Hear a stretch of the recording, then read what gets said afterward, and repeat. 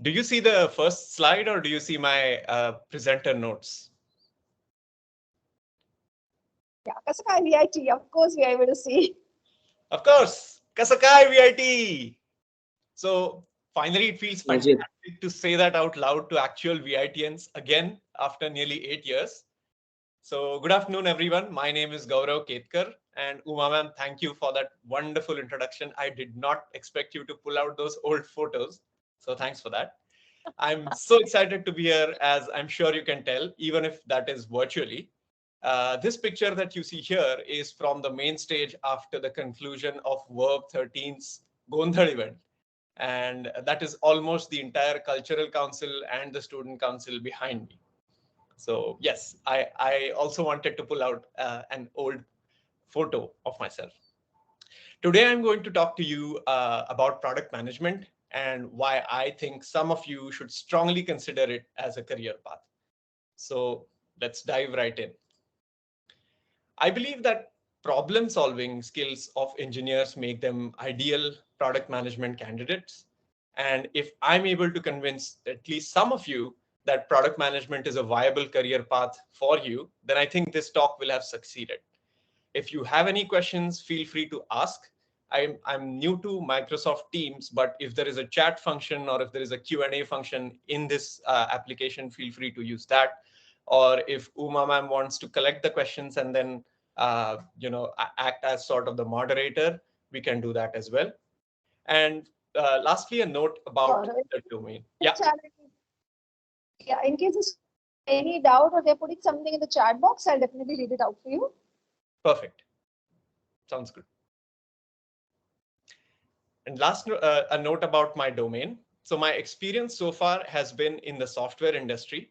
So what I talk about is going to be related mostly to software, but I'm sure all sorts of industries require a product manager because the skill set is common across industries. And I'm trying to share, or I'm trying to going to share with you what I think I would have loved to hear in my second year about how you can set yourselves up to be great product managers if you think that that is a field for you. Let's start with a quick journey so far, sort of, that gives you an idea of where I'm coming from and sets the stage. So the journey so far has an asterisk with a call out to Lady Luck. A lot of this depends or hinges on luck. So I do want to acknowledge the role that luck plays in my journey. It started, for the context of this call, it started in 2010 when I came to VIT Tronics, as we would like to call ourselves. I did my BE there from 2010 to 14. 14 to 16, I went to UTD for a master's in computer science. And then 16, I joined IBM Cloud straight out of university as a software engineer first.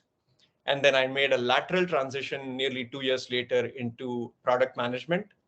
Same company, same team, just a different role. And now, a few months ago, as of February, I've started at GitHub as a senior product manager. Now, although this chart makes it look like a linear journey, my journey was anything but a straight line. And all of that is to say, even if you start on a particular path, it might not be late to change courses at some point in the future. I'll talk about why product management shortly, and if you're interested in how my non-linear transition has been like as well. For now, let's go to why product management.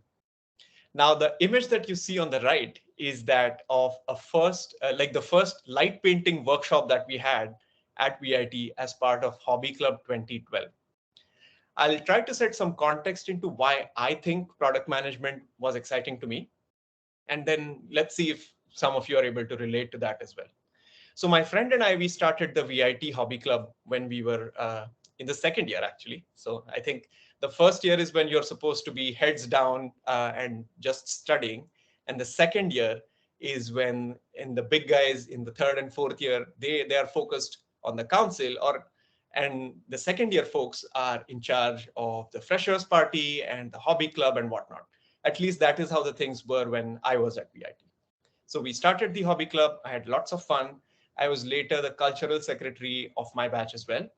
And my group One Tantra Vihara, as Uma ma'am just showed you a picture of that with our project G Yantra. So all of these things got me thinking, what if I could get paid to do council sort of work and also the type of work that me and my group did during our BE project, right? That would be ideal. We had so much fun doing both of those things. Council work, as I'm sure people like folks among you who have worked as volunteers as part of the council, you might already know how fun it is. And BE project work is also something that we really enjoyed. And that's when I had this aha moment uh, where product management is something that I felt was a close match that would let me do council type work and BE project type work and get paid to do that. So what is product management? What does a product manager do? Working with finite resources with a cross-functional team to design features that move the needle in the direction of expected outcomes. Now that was quite a mouthful, right? So could I be any more jargony? Let's try to break it down and understand it in parts. What does a product manager do? Working with finite resources. Now, this one is easy. When you're part of an organization, a team, or a group, you are the product manager. Now, I'm thinking of this in terms of you being a product manager. So let's put yourself in shoes of a product manager. So on your team, you have software developers, you have designers, you have content legal folks, you have researchers, and the finiteness of resources is in terms of the people that you get to work with. That is, these are the resources that you get to work with. And the finiteness of resources is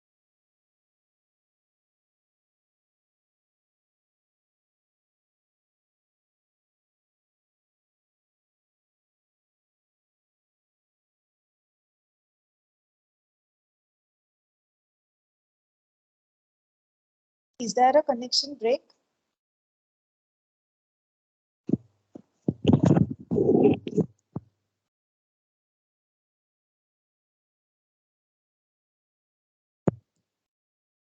Are you all able to hear?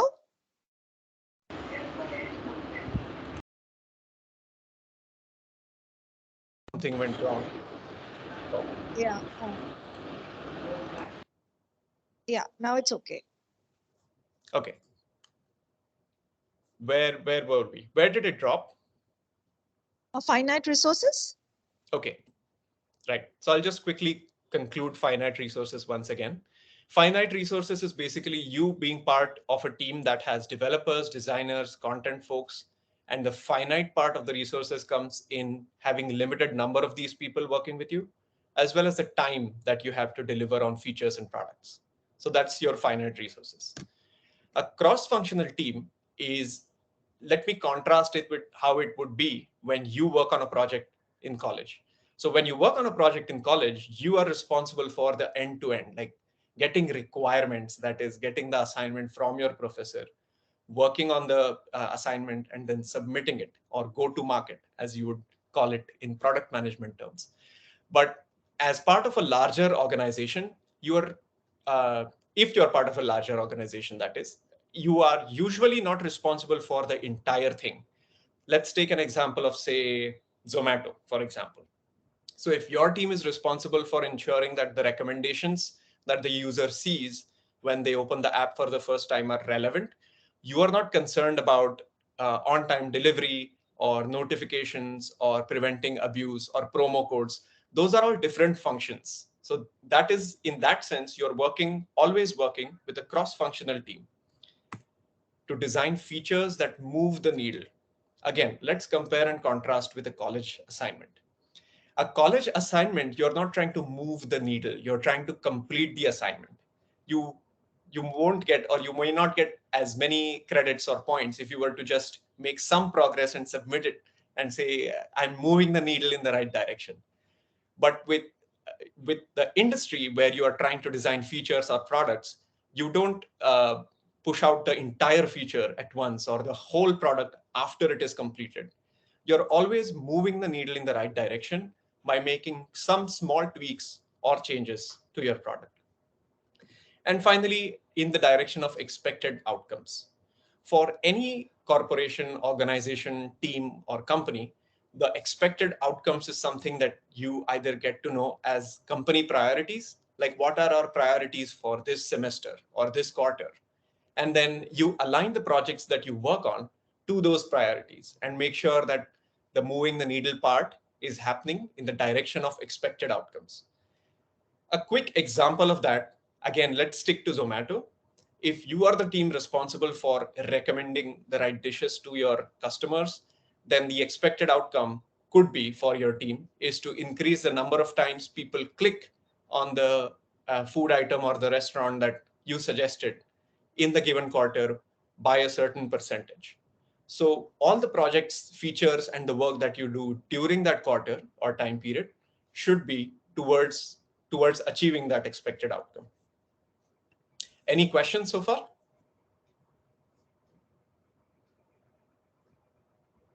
Not yet. Yeah. Okay. So now I'll dive a little bit deeper into what a sample project at IBM Cloud looks like. Now, this was an actual project that I worked on, and this is publicly available information. So I'm not breaking any NDAs or anything like that by disclosing this to you. So Mission Madat is what I called it at IBM. And this is IBM Cloud's support center, where you would go to lodge tickets, get help, look at documents, chat with agents, look at notifications, and see if the system was down and whatnot. So initially, my team was responsible for the code that sat behind the pixels that you're seeing on the screen right now. So this widget for recent support cases or today's notifications and featured FAQs and so on. But we realized, or I realized, that the focus that we had was too narrow in the sense that support agents are the agents who worked on tickets. They had some very real issues. Like if they got a question, they had to search high and low across the entire IBM organization sometimes to try to get an answer. So our team was hyper focused on this part, but the problem or the bottleneck was elsewhere in the workflow of those support agents. So through the Mission Madat thing, what I pitched to my senior leadership was that why don't we broaden our scope from just looking at that page and instead uh, look at these things, like these are just 5 ideas I pitched in order to spark a conversation. Console as the common point. Like across IBM, people were using different tools to do their daily work, and people didn't know what team was responsible, what cross functional team was responsible for a particular part. They may or may not know that. So, what if we could have one common point? Simple enough. IBMer tools playing nice with each other. So we use all sorts of tools in our day-to-day, like Slack and Jira and GitHub, Stack Overflow, Docs, and whatnot. And a lot of these tools have natively built integrations that let you talk to each other seamlessly. A lot of this conversation was happening over emails or over phone calls today.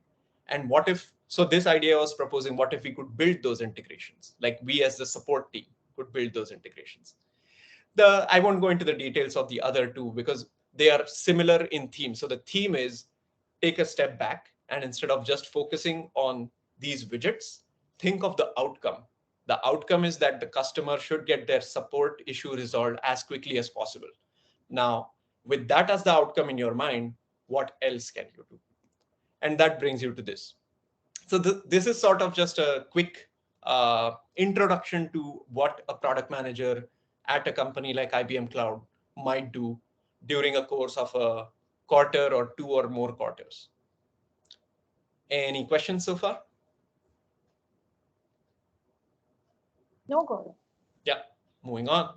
So let's see if this interested you. Here is what the next part is going to be about what you could start doing in your day-to-day today to start moving the needle in the right direction, like I said, right?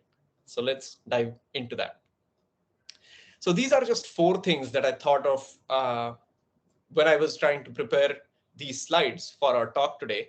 I thought to myself, what are the things that a second year VIT student could start inculcating in his or her day to day in order to, so that when you graduate, you have some inkling of what a product manager is or should do.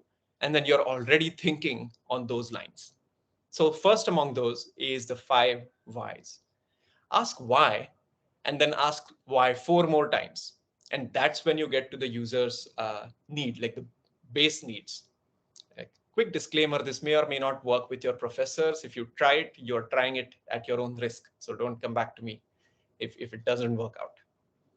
I'll give you a quick example that tries to illustrate the 5 whys thing. And I'll share these slides later with Uma ma'am so that you get these and the links that I have for where I got some of the material from.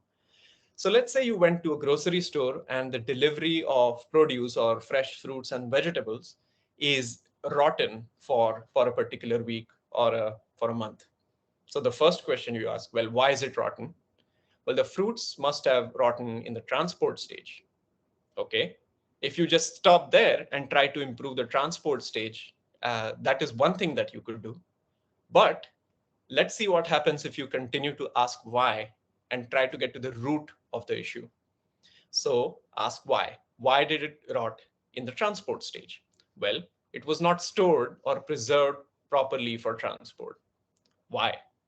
The fruit arrived at the distributor already ripe, and they could not prevent it from rotting even with refrigeration. There. Now, this was an important insight. If you had invested the limited resources that you and your team had at your disposal to improving the transport stage, you might not have changed anything because that was not the issue. Let's go further down the why. Why? Well, why did it rot, or why did it already arrived ripe in the warehouse? Well, the growers harvested the fruit late in the season. Why? The farm or company that this warehouse is sourcing their produce from does not have enough workers to harvest in the fruit in a timely manner. There.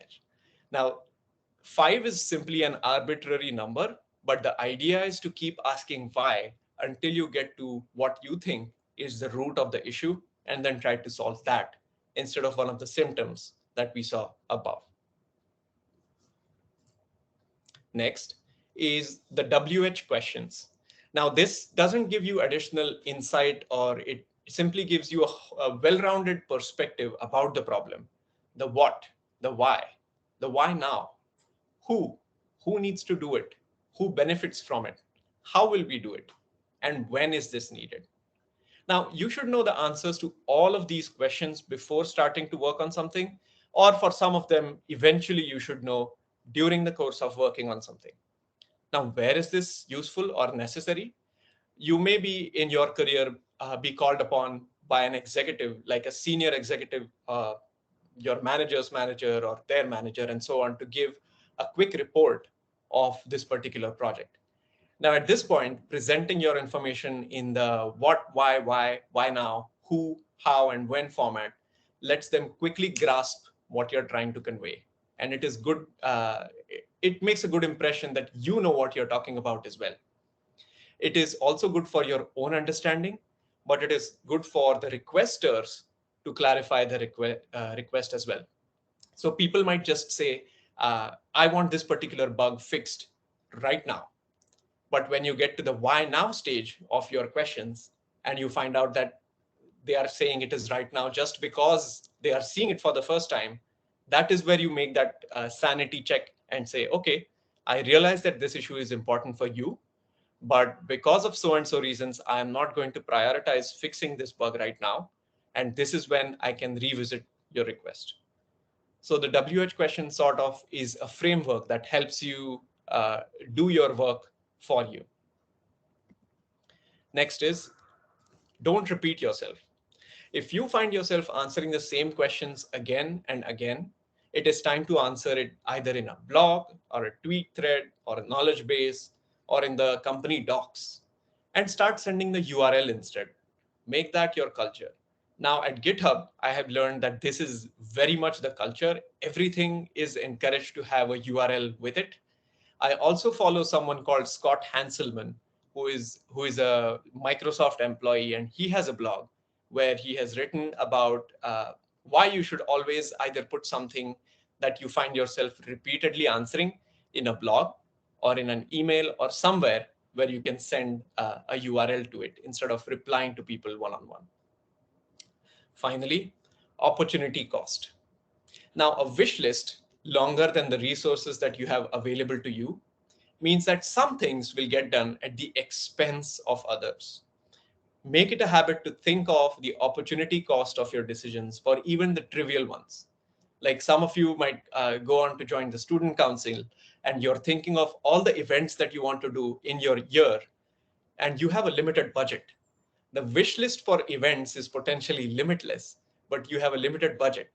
So the opportunity cost of doing a Friday Patshala, for example, is that you don't have budget to do something else during the fest. So always try to factor that in to your decision making. So these were the sort of four things that you could start inculcating in your day to day today in order to start thinking like a product manager and see if you like that. Finally, I'd like to give a few media recommendations. I listen to podcasts a lot because instead of reading or watching videos, it frees up my hands and my eyes to do other things.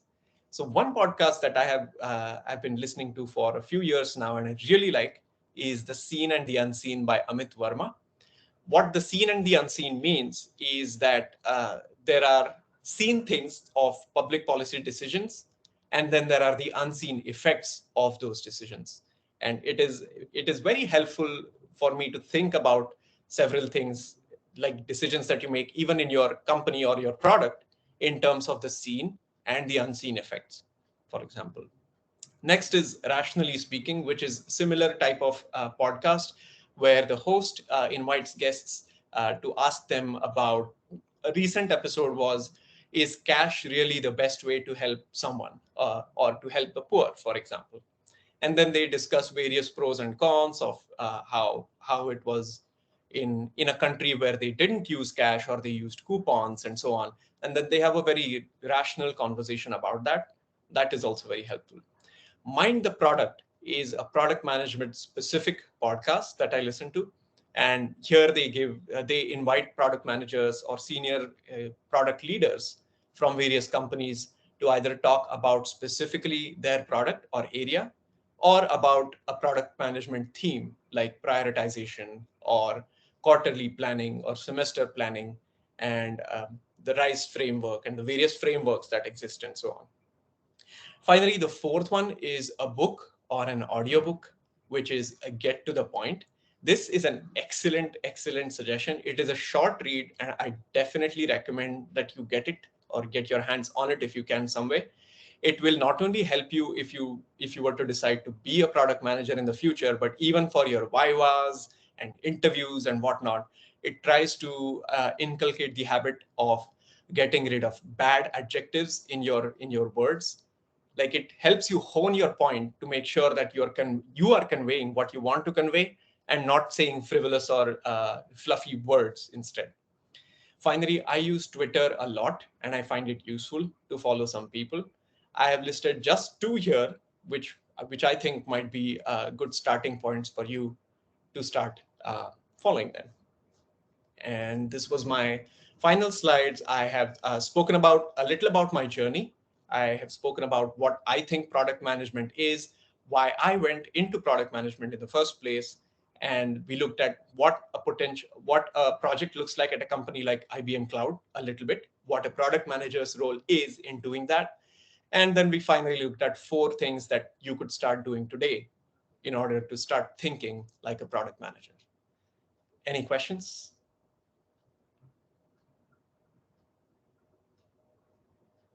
Students, if you have any questions, you can put in the chat box or you can unmute and ask. I think product management is a relatively new topic for the students. So, not basically into that, they may have questions, but generic questions, I'm sure they have lots. So, students, you can start asking your questions, unmute yourself and ask. And Gaurav is one amongst us, so you can feel free and ask questions, no problem.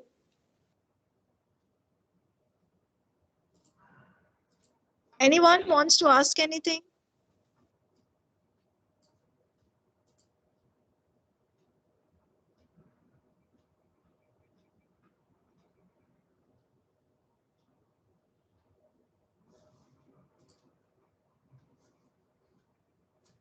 Okay, Gaurav, I'll ask you on behalf of the students.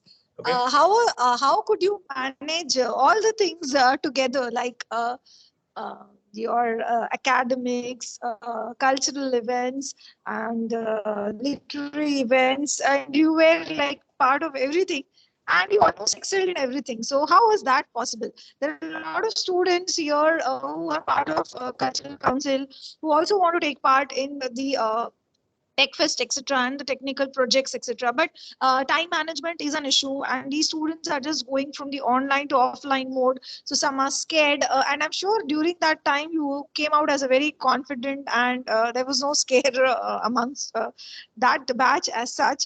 So could you give some pointers as to how to manage everything? Sure. Students, do you have this question in mind? If yes, put a thumbs up. Yes. Okay. Yeah. Where am I looking Okay. at thumbs up Yes. So for? they all had this. Okay, so I'm sure the answer is going to help all of them. Right. So I'll start by acknowledging the luck that I had and the privilege that I am born with. So I'll say that having a family that supports coming back late or being able to come back late even throughout the year is a big privilege that frees you up to do other things like this. The other thing is that I feel, and I'm biased obviously, but I feel that the council that I had the privilege of working with, the student council, was amongst the best. Like we were all really a team, like the tech council, sports, literary council, we were all a team. And so we worked together, and I think we were amongst the only council students who had like great attendance records and whatnot. So again, privilege and luck, but that doesn't really help with with the advice of what you could do. So some of the things that I'm thinking of that we did that helped is that at that time I had this tiny Samsung phone, which Samsung Galaxy Y, I think, which had a tiny display. But and we were as the cultural secretary or as the hobby club president or co-president, I don't remember, we were expected to write out reports for the events that happened. And then I used Google Docs extensively, like working offline or working asynchronously is what helped, like having Google Docs, writing those reports out on your phone during the train commute. Like I lived in Thane, and traveling to Vada daily was a Thane to the other train, the other to Vidyalankar bus. And then that gives you a lot of time to do a lot of things. And it helps if you have council members who are understanding, who are helping each other out. So that is one thing. I think utilizing the travel time is, I rambled a bit, but now I've arrived at this point, is utilizing the time that you travel to and from college to do your work either on your smart device or phones and whatnot. What else? How else did we manage time? So there were some friends that I have during the college years. They were not part of the council, but they were very good friends. And so before exams, or I think right now you students are in the exam time period where you have your exams in 2 weeks, is when I would work closely with them in order to, I would pair program, almost like pair programming is a thing that you do in the industry as a coder, but I would pair study with them. Like these were the folks who were smart, intelligent, uh, but not part of the council. So they had a very good handle on studies and notes, and they had their concepts clear. So before exam or whenever I had questions, I could go to these people and ask them. The other thing is, I think Vidyalankar was unique at that time in giving us notes, that is the booklets for our topics, and those were useful as well.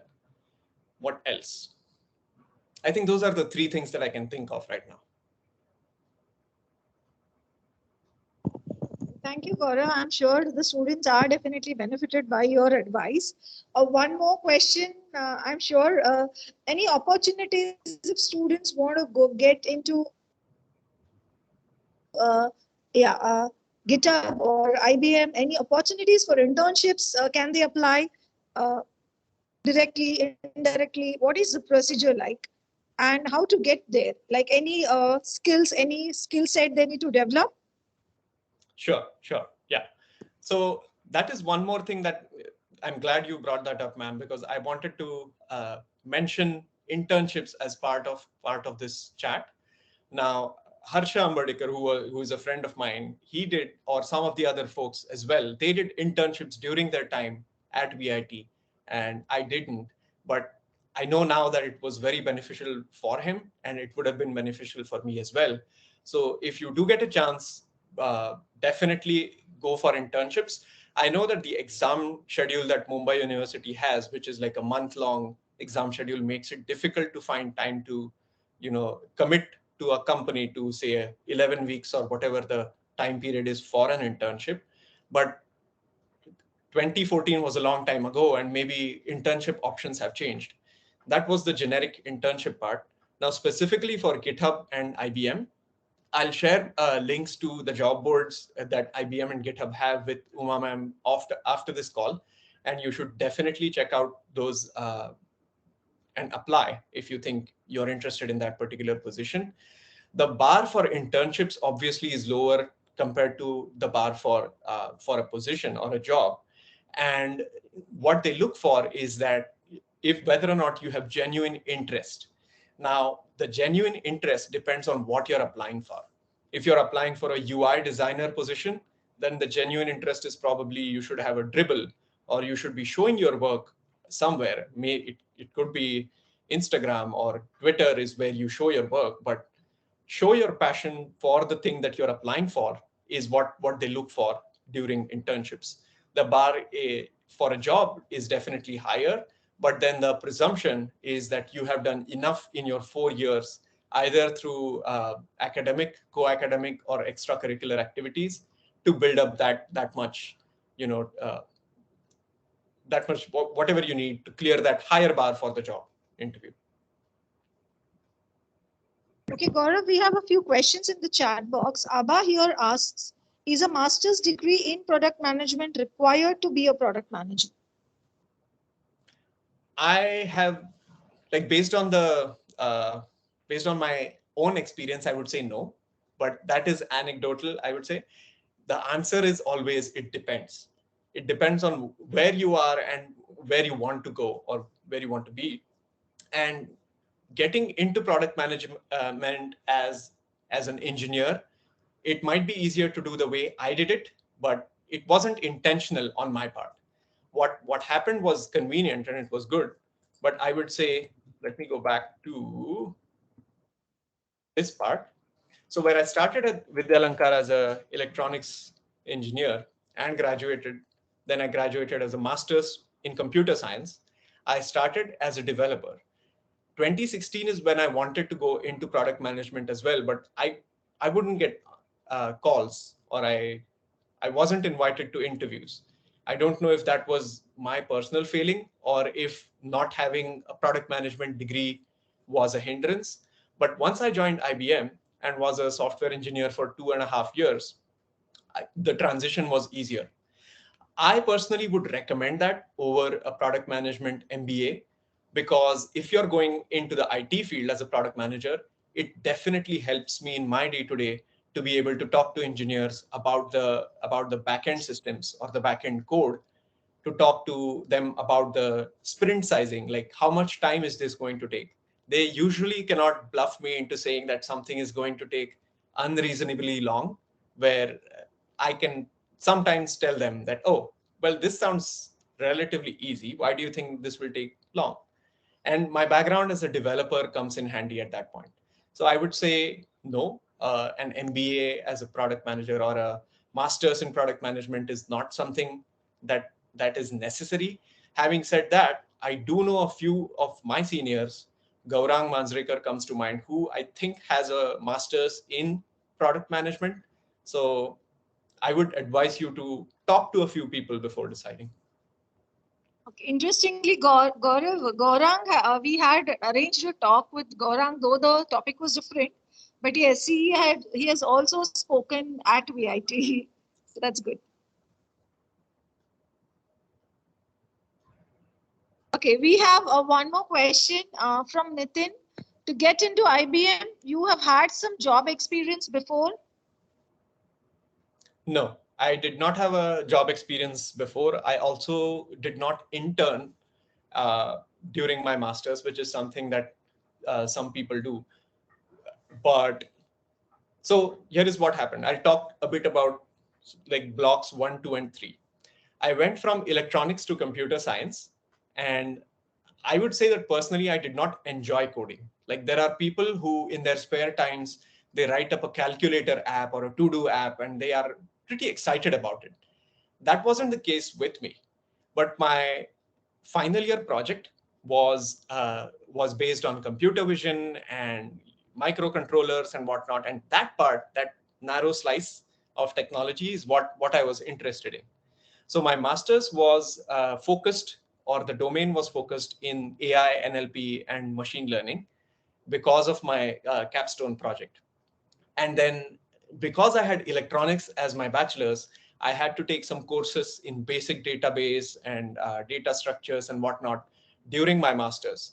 So that meant that the time period when I could apply for internships got pushed out. And by the time I could apply, I might as well graduate and get a job instead of getting an internship. So I ended up applying to IBM Cloud in the college's job fair and got called for an interview, but I did not have prior job experience to IBM Cloud. Okay. Shadaj here wants to ask, how much importance do you think cybersecurity has, as it has no relevance to electronics? Is this the time? Is it is the time in it putting worth it? So cybersecurity is something that big corporations or even small corporations require. Like everyone requires it. Big corporations just have it in-house, and small corporations outsource that function to a service provider, for example. So cybersecurity as a career option is definitely viable. I well, you say it is not related to electronics, but I would say that some of the hacks, or how do they call it, vulnerabilities that have come out in the past, recent past from Intel. I forget what it was called. Either it was Heartbleed or something or the other. It was a security related bug or a vulnerability that was in the chip itself, like in the hardware. So I'm sure there is somewhere where the electronics engineer has an edge over a pure software person as a cybersecurity expert. Okay, 2, 3 students here have similar kind of questions. If what if a student is confused, if they know if they don't know whether engineering is for them or not? So similar question is if they've lost interest in engineering. I think basically because it was online for them for last 3 semesters almost, and they are going to enter into the offline mode just now. So they have these questions. So I'm sure you can give importance of engineering to all these students. Yes, definitely. I would say, and that is definitely a big factor, not being able to come to college on a daily basis to enjoy college and instead just having lectures online is not how I think I would have enjoyed my 4 years at VIT. So I definitely feel for you, but to you, I would say give it another year or so. The best part of your 4 years is coming up, which is right at the cusp of your second and third years is when you will enjoy it the most. Engineering develops certain things, like it brings discipline in your way of thinking about things. The problem solving capability that you get through sheerly through doing engineering is also something that applies elsewhere. Having said all of that, I know a lot of folks, my batchmates or classmates, have gone on to either do completely different things after they graduated or are doing different things right now along with their like day jobs as software engineers or software professionals or in the electronics or core electronics engineer industry. A few examples that come to mind are Sankish Mehta and Chaitra Yangandul. They have a very successful travel vlog along with their software careers or IT careers. Uh, Bharuchi Bhujbal is another. She has a very successful baking startup. Who else? Gaurang Manzrekar that I mentioned a few moments ago. He is part of a team that runs a very successful football blog called Football Paradise. So there are avenues or things that you can do in parallel to this, or there are others like Ishwar Gole, who went on to become a reporter after graduating from VIT. So there you could completely switch tracks as well. So summing up, maybe engineering is more of learning life skills than actually the technical stuff. It prepares you for anything in life. That's what engineering did for all of us. Sure, yes. I don't think I can see any more questions in the chat box. Students, do you have any more questions? No? Okay.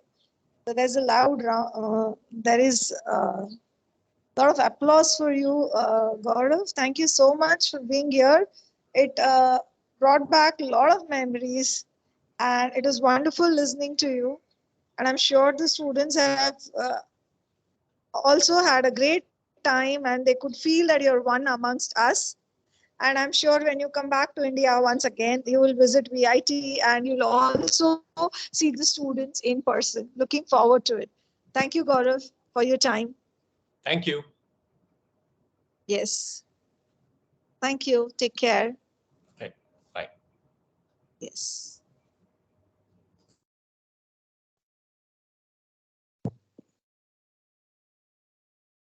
Yes. Thank you, students. I think Gaurav has left. I'll post the feedback link in the chat box. All of you, please fill the feedback, and then we will start with our session for today. That is, we're going to discuss about the oral practical questions or Viva questions for today. So just give me a moment. I'll post the feedback link.